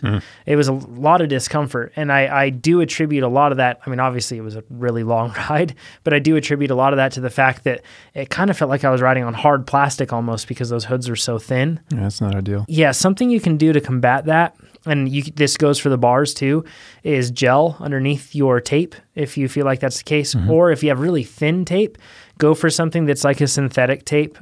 Cork can help too, but I really like Specialized has their S-Wrap HD tape, and that's my favorite stuff. It's basically the same as Rafa's tape as well. But that's like padded, it dampens vibration, but it's not super big and cumbersome to hold on to like Cork can be. And you can put just really thin little gel pads under there, and even as it like the bridge from the handlebars onto the levers, and it can really make things more comfortable. That's another like of the realm of expenses. That's less. You can even get like, so if you have hand pain or riding like when you're climbing on the tops, they make these like little gel things that you can put underneath your wraps. So it becomes really like thick there. Yeah, even thicker ones instead of thin ones. Yeah, it almost feels like you're holding an aero bar, but it's a good like it just feels really nice. That's been really cool. And then you can also double wrap your bars. Too. People do that. And I mean, we don't know exactly where his pain is, but this is just in general what you could do if you want more comfort. And they do that in like cobbles, right? Yeah. If you do double wrap, don't use something like cork tape. Use something that's thinner, because if you use cork tape and you double wrap, you're kind of grabbing onto like a giant soft like thing of cookie dough. You know, you don't really have much control or confidence when you hold the bars. The other thing that I've noticed is braking force too, and helping with, you mentioned hand pain, and we don't know the specifics of it, but just with fatigue, when you have good brakes versus, and we're just talking rim brakes in this case, if you have good brakes versus bad brakes, it takes very little stress to, for example, like a Dura Ace dual pivot brake to be able to get good braking power out of it. But then when you step up to disc brakes, you're using you could use your pinkies and you're just fine. It's like so little forces required. Yeah, as long as you've got the reach and you're not, overreaching to reach your brake levers, then, the actuation, the lighter it is, the less hand fatigue you'll experience. One other thing is saddle tilt. We talked about before, but just a small variation in the way that your saddle is tilted. Put a lot of weight on your hands. Exactly. And I would prioritize the saddle comfort above hand comfort. Yes. I think there's other things you can do. But if you do find that you've got a lot of pressure on your hands and your wrists, maybe your saddle is not tilted ideally for you. Yeah, the gloves that I've liked using on road, because I do find that gloves really help with hand pain or fatigue. I like the Specialized Grail. Like basically, if you hold your hand up, you see that you kind of have like a hollow shape to your palm. Like a teardrop little shape. And this glove just basically has that little teardrop shape in there, and it is more comfortable. I like those gloves. They're really minimalist. There's not a lot to them. I don't like I've actually tried gloves with like the pads all over the place, like the gel pads, and it's made it worse for me, but that's made it a whole lot more comfortable having the Grail gloves by Specialized. So. I like the Grail too, and when I use them with my hoods angled wrong, and I still had like pain, there we are. But then angled right with the Grail gloves, and now it's fantastic. I mean, it could just come down to like grip strength too, right? Like either he's gripping too hard or he doesn't have the strength to grip. Perhaps. I don't know what his conditioning is, what other things he does with his hands, but maybe not much. Maybe his hands simply aren't that strong. And like I said, when you're on a TT bike, they don't have to do much. They just kind of grasp the ends of the bars, do a little bit of shifting here and there. But for the most part, you don't tax your hands all that much on a TT or a tri-rig. Yeah. And, the last thing I could say is if you have an exceptionally low stack height, meaning that you have either you have your stem all the way slammed or anything else like that, and perhaps you lack the flexibility, so then you end up moving your saddle forward, tipping it down, anything else like that to do that. Fit issues, yeah. Then that can be bad. It could be fit issues, of course, too. And then probably the easiest get that we've yet to mention is just vary your hand position. On road bars especially, you've got the tops, the hoods, and the drops. I mean, that's 3 positions, and then all the little variations in between those 3 positions. Yeah, even on the hoods, like sometimes I'm kind of like cocked wrist, sometimes I'm straight, wrist sometimes position on the too. outside. Yeah. Sometimes it's like I couldn't even touch the brakes if I wanted to, which probably isn't good. Sometimes I put my hands over the SRAM hydraulic ones have a really huge tall. You can kind of grab them. That's another position, and I kind of switch through all of those. Yeah, and this is especially applicable if you find that maybe you're the sort of rider who you're used to being in one position on the TT bikes. Now maybe you've gravitated toward a single position on the road bars where there's a lot of positions to explore. Yeah, that's a great point. All right, let's close things off with Scott's comment. He says, hey guys, being a local guy, I obviously have known about TrainerRoad for quite some time, but I've just recently started to listen to your podcast. You guys do an excellent job, entertaining and informative, and fun for us local athletes to brag about knowing you guys a bit. Oh, thanks, Scott. Thanks, Scott. That's cool. He says, my question is about reflecting on the goals of the race versus the process of getting fit for a race. And fit meaning not like fit for a bike, even though we were just talking about that. We're talking about fitness. Yep. I recently completed Ironman Arizona in 11 hours and 56 minutes. Good job, man. That's a long day, a hard effort. So he says, and I missed my goal by approximately 1 hour. And he said that he bonked in the second half of the marathon. I'm sure you weren't the only one on that day too. After the race, I was talking with friends and other athletes and was bummed when I talked about my finish time. Honestly, it has put me into a little bit of a post-race tailspin. With that said, as I look at my training logs and Strava uploads from the lead up to the race, I'm actually seeing some strong progressions in my performance. And in my opinion, like most athletes, I really enjoyed the process of getting fit.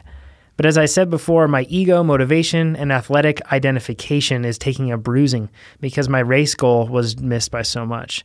How have you guys dealt with strong training equaling poor results in the past? Do you have any personal experiences or coaching that you can have or offer on this? Thanks, guys.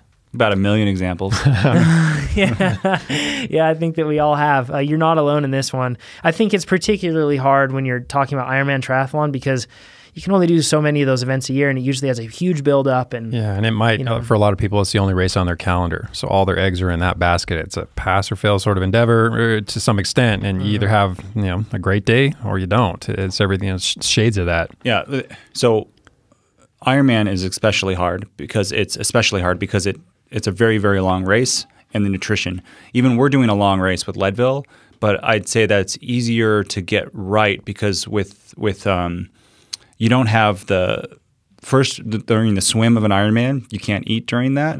And then during the run, it's way harder to eat while you're running than to eat while you're on the bike. Most of your nutrition is on the bike. Yeah. I mean, by far. Exactly. Yeah. So my first, like Scott used to be my boss at Wildwaters. Really? Yep, very good boss. He's a longtime client of my indoor classes too. Oh, cool. Oh, cool. Yeah. Nice. I didn't even know this. I genuinely didn't. So I just, one thing is Scott's first time of like, what was it? 11:56. That's like a great first Ironman. I would not time. be unhappy with that. Yeah. And I know there's always, you look at the times, you're like, I can do something faster because my open marathon time was this, and I know I can do a bike with this.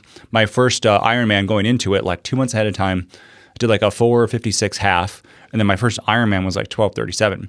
And someone that I beat at the half, they did like an 11:15 or 11:14. And I was thinking that I would have more like an 11-hour time. And just like Scott. And I felt really like... deflated. Yeah, exactly. Yeah. But what I did, though, was I looked back at it and I made all the mistakes. Like I made so many nutrition mistakes. I made pacing mistakes on the bike. I didn't adapt to my position enough. Like half the bike, I was kind of sitting up.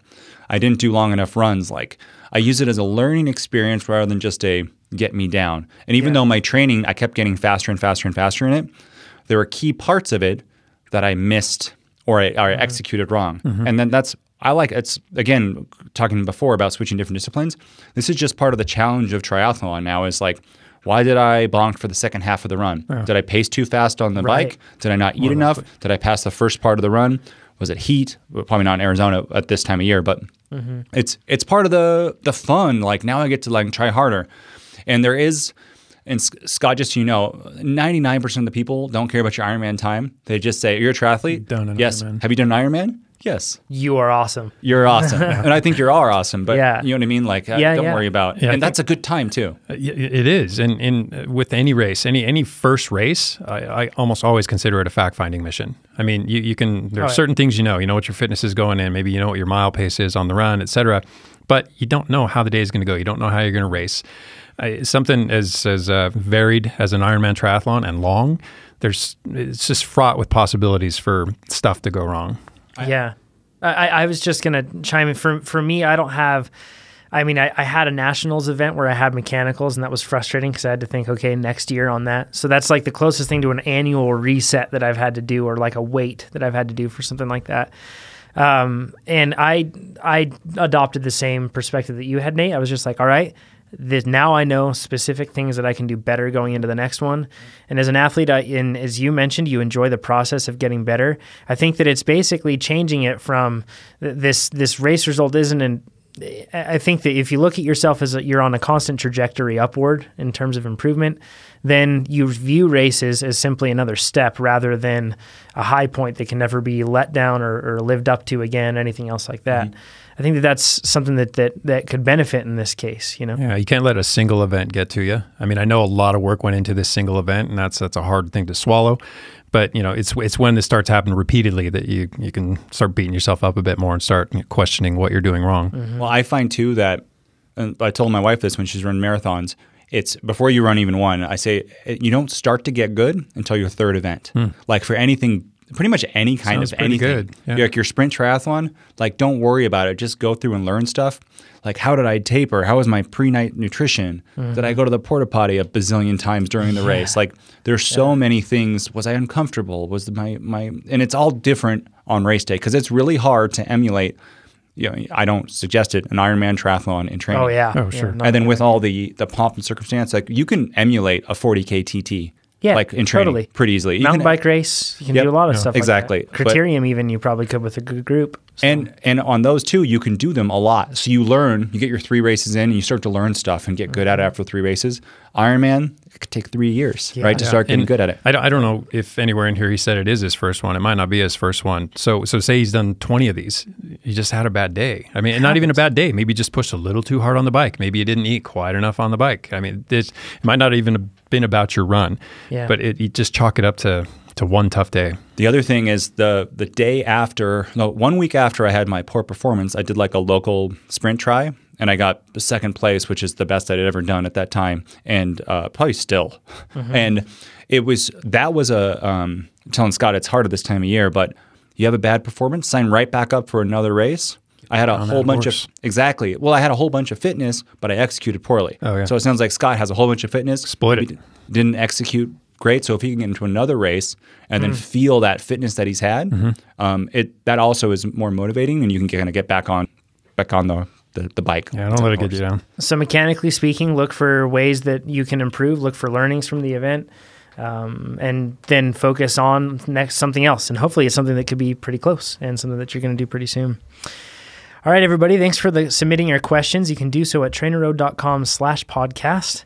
And we will comb through those questions, and hopefully yours gets in to next week's episode. And for those that are on Facebook Live with us right now, stay here with us so then we can answer some of the questions that you submitted. We'll talk to you all next week. Thanks, everybody. Thanks, everybody. Bye-bye. All right. I didn't have the page open. Nope, I'm opening it up right now. No. You guys just keep it going, right? Yeah. Cut this recording. Nope. All right. Best fitness podcast on the internet. Thank you. Heck yeah. There we go. What are the benefits of using an erg trainer over a standard trainer on TrainerRoad? I get on fine with my standard trainer, but I'm wondering if I'm missing out somehow.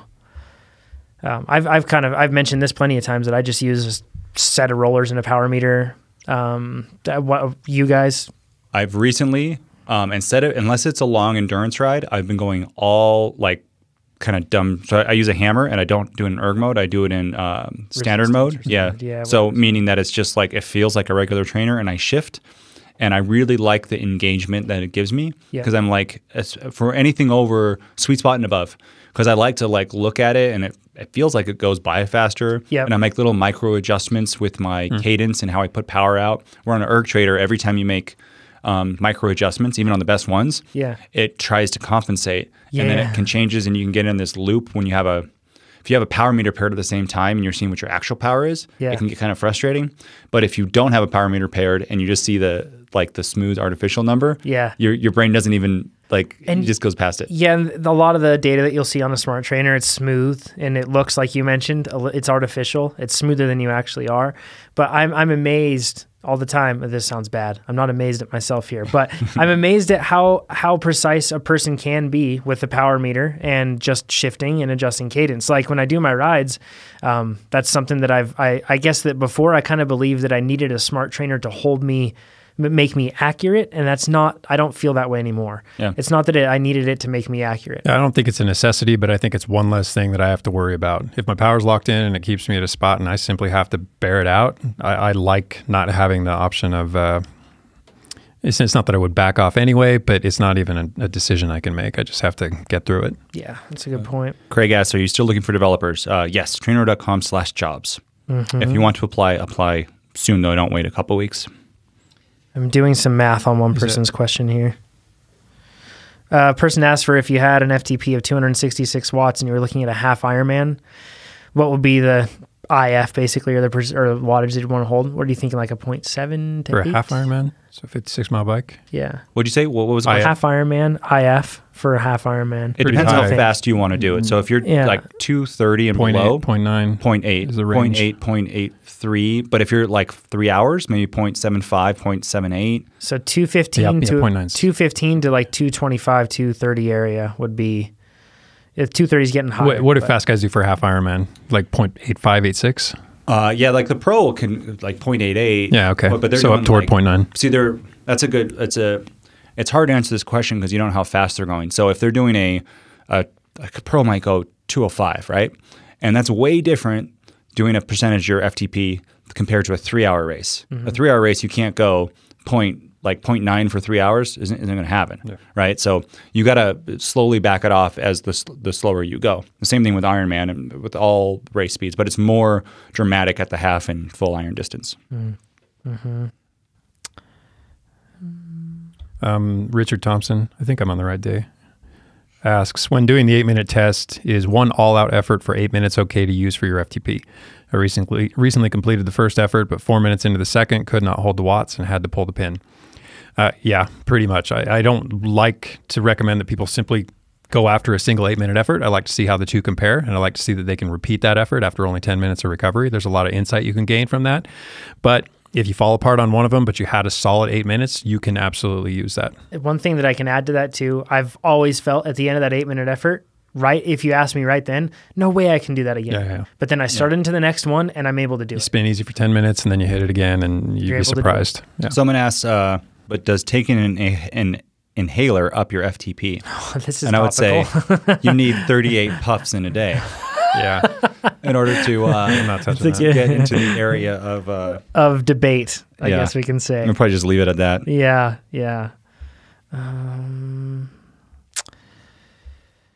Jared Jackson. Hi, guys. If I want to play hockey on Wednesdays and I'm on Sweet Spot Base 2, low volume, what is the best way to work in hockey while still doing my 3 workouts weekly? We've talked about the cross training and working that in. I think even hockey specifically in a previous post or podcast. It's high intensity activity. Yeah. And you have to understand that it's going to put fatigue on your body. Yeah. So, I mean, just try shifting your week around, rather than a Tuesday, Thursday, Saturday structure. Maybe you do a Monday, play hockey Tuesday night, and then do your next hard workout on Friday or something. But either way, it's going to take a little bit of jockeying, moving things around a bit such that you're as rested as you can be going into your high intensity, high quality workouts. Craig asks, what are your favorite workouts that will help increase FTP? And for me, anything in the build plans. That's like if I'm all based out and I'm not trying to get anything like toned up for a specific type of racing or tuned up for a specific type of racing, you can pretty much pick any workout in the build phase, and any of them short power, and like expect to. Yeah, I was going to say VO2 max efforts and over-unders, the combination of those two things, and that's largely what the build plans are. Yeah, and then there's a lot of I don't know what the correct word is, but super threshold, where it's like 105, 106% of FTP. Yeah, just stuff. I call it low VO2 max. So it's basically rides that edge between FTP work and VO2 max work, somewhere in between. So it's more tolerable VO2 max work, longer duration. Somebody mentions, Neil says, did anyone else getting more feedback or buzz on the audio than normal? You do on the Facebook live feed, and we're working on rectifying that so you won't have to deal with that on the Facebook live feed. We bought something, and then it didn't work. Yeah. So now we're trying to buy something else. We're trying to work through it. John says, can you explain more about the upcoming Strava link? No, John. We'll say it when it's ready. Sorry, John. Let's see. What plan would you recommend for a multi-stage race like the Haute Route? Haute Route, forgive me. It depends on the one you're doing, because now we have Dolomites, we have San Francisco, we have Utah, we have Colorado, so the Rockies, there's the Alps, there's the Pyrenees, they're everywhere. Consistently long days, long climbs, though, right? In most cases. Now, there are ones like San Francisco, for example, you're probably going to have a good amount of rolling terrain nonstop. So in most cases, you're probably going to be dealing like if you do the Utah one, if you do the Dolomites, if you do the Alps, if you do the Pyrenees, there's probably more fluctuation, but still a lot of like extended climbs. Climbing road race is the specialty plan you'd want. You'd want to do something like general or Century. I mean, you don't have to approach it as a race. If you're just out there to endure it, Century would work, 40K TT would work for that matter. But certainly the build would be sustained power. Yep. And then Sweet Spot Base. But then again, who does these things without wanting to race it? Let's be real. Yeah. If you plan to have a bit of punch, then I'd lean more towards climbing road race. Yep. Jared asked, Jonathan Nate should switch seats. Putting the big guy close to the camera makes him look even bigger, and putting the small guy further from the camera makes him look tiny. This is true. But it's the camera. We're also trying to get a different camera so that the angle isn't there. So let me get next to Jonathan so you can see our real You can see it's actually a whole lot more representative, so you guys can see that. It's something that we're trying to rectify too. So hopefully that works out for y'all. Let's see. How important is a power meter outside? Slight gradient changes, wind, etc., make it hard to hit specific zones. I find a power meter to be extremely important outside, and the data is helpful in post, but it's also helpful in real life for me, or I should say in the moment for me. Yes, it does cause fluctuations, but some power smoothing can help with that. And you can add that into your head unit that you're using outside. But I try to look at normalized power, and then I just try to keep things close to there. You can't freak out about every fluctuation and then instantly react by backing off the pedals or pushing harder. You just try to feel where you should be pedaling and stick with it. They're extremely important. Yeah, I never recommend anyone, especially for outside riding, to have one of your head unit displays to be just raw power with no smoothing. Oh, yeah. Never, ever. I like 5 outside. Some people do more than that, but 5 second smoothing. So I guess the question about the inhaler, does an inhaler up your FTP? And it's a... No, I read about this. So, because it was a hot topic yesterday in the office.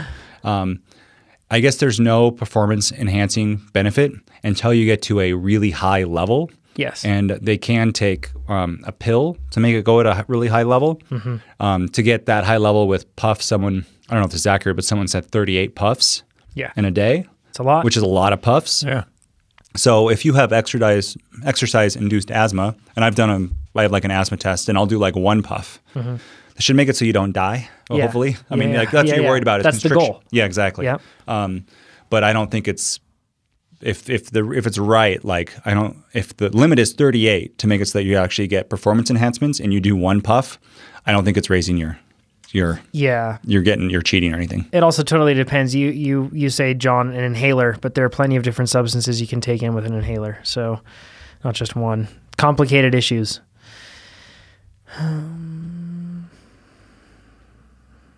Okay, I can't say his name. Zlatko? Hi, everybody. What can you do if you not follow the build plan after an FTP test? I did all 8 weeks of base, did a great test, but not can complete the repetitions at 120%. So I'm guessing he's saying he's gone into build. His VO2 max efforts, they're a little too hard at 120%. Yeah, so FTP rose, and now you have to do 120% of this new FTP, which may not... Extremely hard. Yeah, and it may not align as well as it used to. So how FTP compares to VO2 max is really subjective across riders. So the percentage of your your VO2 max that you can express at FTP varies quite a lot. So we talked about this quite often, in that you may have to tone down, in this case, you'll have to tone down your VO2 max efforts. And it might not be as much as you think. Even a 3% decrease could be a night and day difference. Still going to be brutally tough, but you can complete them. Maybe you go down as low as 112, maybe it's 115, but experiment with it a bit, see what power decrease is actually necessary to help you complete the intervals, but don't sweat it. It doesn't mean there's anything wrong with you, or that your training's heading in the wrong direction, or that you're lacking something. And this is in the, I've seen it in the workout text of actual VO2 workouts, the description, sometimes in the week description. This is how it is. Once we get above FTP, things get, it just varies quite a bit. And another thing too is you haven't done FTP intervals yet. So what we don't want to say is, Chad, you should always do them at 115, because at the very beginning of this build phase, you can only do it at 115. What we want you to do is, if you can get them through with 3% less, maybe next time, try 2% less. Exactly. Yeah. And then, because it's an untrained... It's a moving target. Exactly. And so you could actually get to the point where, relative to your FTP, 120 would feel easier than, compared to actually working at threshold. And so it's not that it's not that you're there forever. That's what I'm trying to say. And our VO2 max is kind of a fixed number, at least when compared to FTP. FTP, you can move quite a lot. VO2 max, not so much. So ideally, through training, we're pushing our FTP closer and closer to our VO2 max.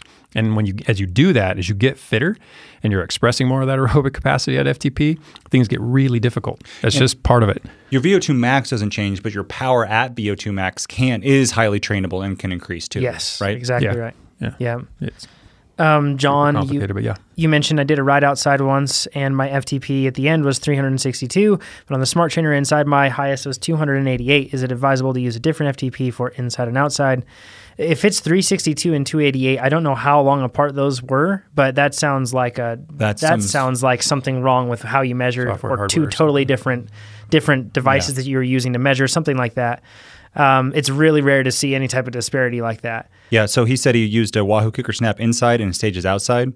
I would try again with that stages inside and outside. Yes. Because that is, that's 80 watts? That's massive. 85 watts? 86 watts? 86 watts? Huge percentage. Yep. I mean, we're talking like 30% there. I would call it an impossible discrepancy in terms of how it would reflect reality. Unless your room was like 110 degrees. Yeah, and we've talked a lot on the podcast about the question of using an indoor FTP and an outdoor FTP, and we're against it. Yep, absolutely. We advise that. We have power match. With time, you will find that if your indoor FTP is lower, you assume, your indoor FTP is lower.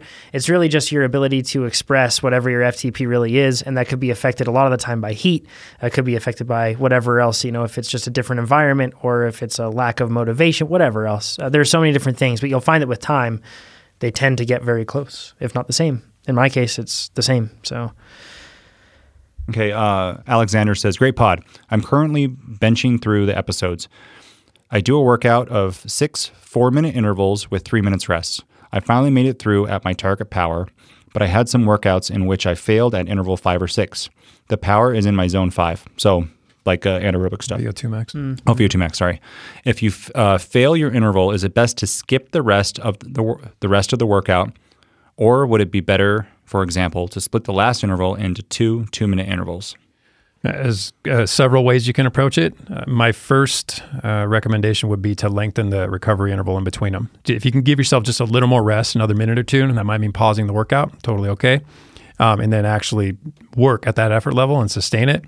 That's the absolute best way to go. You still get the quality of the workout. You barely lengthen the duration of the workout, and you're not missing the point by adding a little bit of rest.